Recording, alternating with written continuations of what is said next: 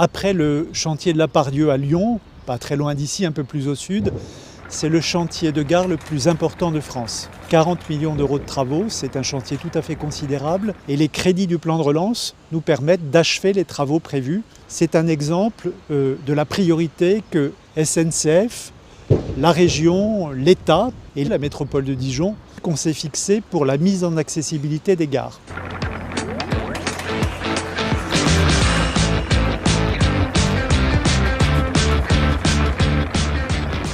En Bourgogne-Franche-Comté, nous étions, comme dans beaucoup de régions, très en retard sur l'accessibilité des gares.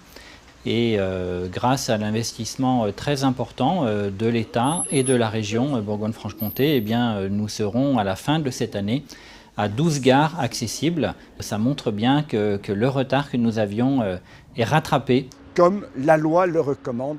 Enfin, je dirais, parce que c'est dramatique, on ne veut pas parler de développement du train si on ne permet pas à tous les types de population d'accéder au train de façon correcte.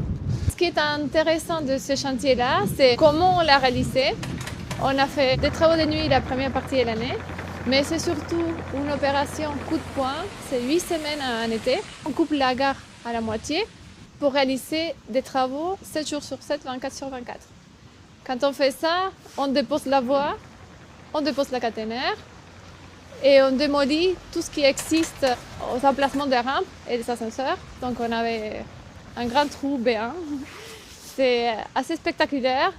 Et ce grand chantier qui a mis 10 ans pour sortir, eh bien on va arriver à son terme à la fin de l'année, permettant d'accueillir 16 000 voyageurs par jour.